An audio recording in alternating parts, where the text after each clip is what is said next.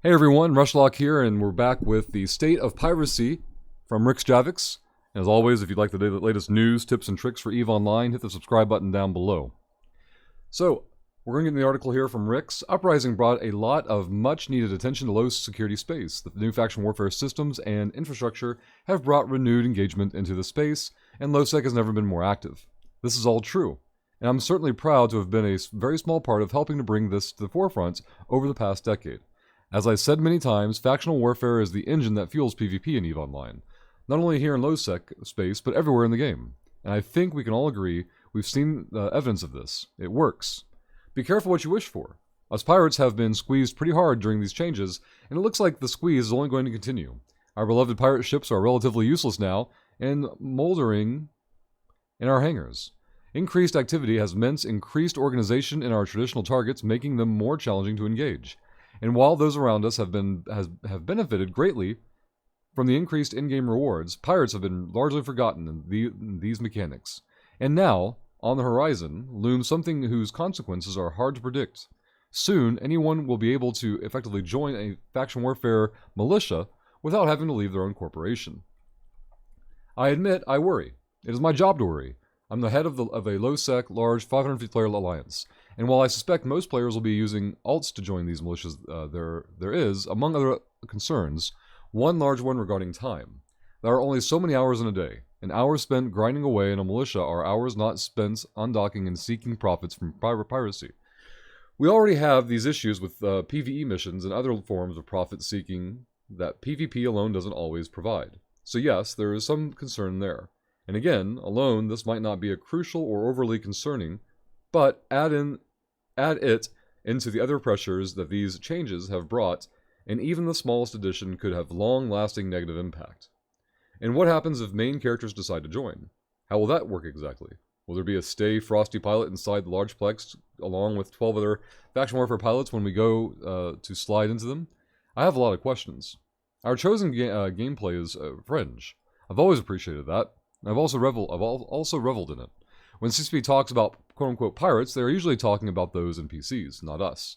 So it isn't surprising that little is done to help us. We adapt or we die. This is our lot, and we've been very, very good at it over the years. I'm not complaining here, only expressing the kind of worry that I wear every day. It is my job to help my players succeed in the environment they've chosen to play in. That's all.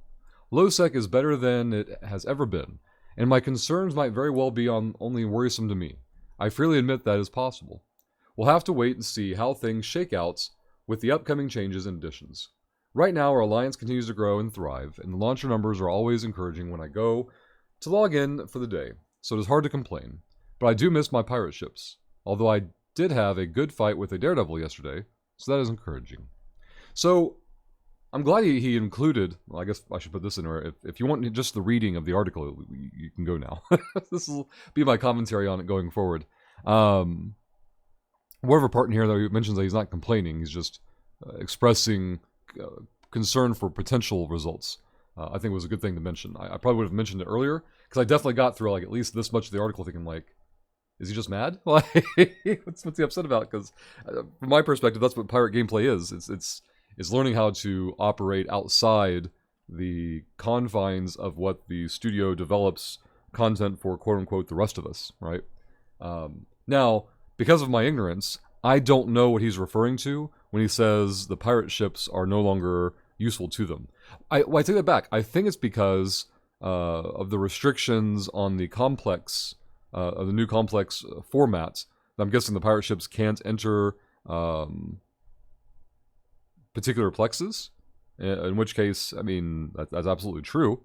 But I think he's already covered it in here. Like, you just get over it and then change ships and go for it. So maybe the concern is more focused on it was already a narrow interaction to have in your thematic pirate ship, and now it's getting even more narrow because there's fewer plexes that you can interact with in that ship. Maybe that's the overall point there. But again, I state that from a position of ignorance on mechanics and whole limitations and things of that nature. But I'm just now putting that together in my head like, wait a minute, maybe that's what that's referring to. It's going to be very interesting, though. He points out about the being able to join faction warfare without needing to drop Corp Alliance And what is that going to do in terms of,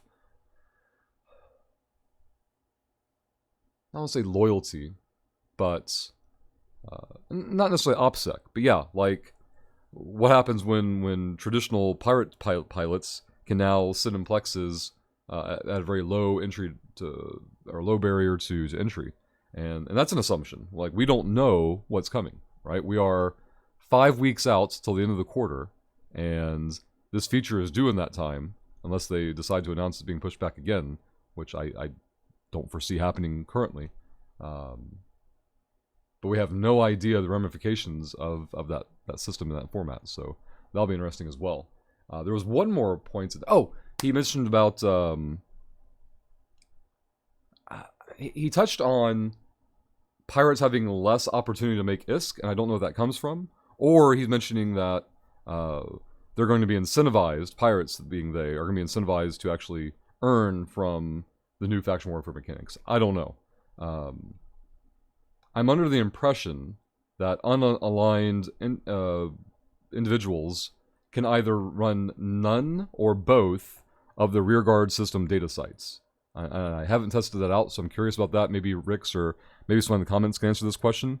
I know that as a Minmatar pilot in faction warfare, I can't go into Minmatar rearguard systems and run the data sites, level 3 faction warfare data sites. I have to run them in hostile space, which makes sense. That's fine. What I don't know is, can neutrals run both, or can neutrals run neither? I've been wondering about that lately, and hopefully somebody here hearing this can answer that question. But any questions you have or answers you have, please put them in the comments down below. We'll see you in the next video.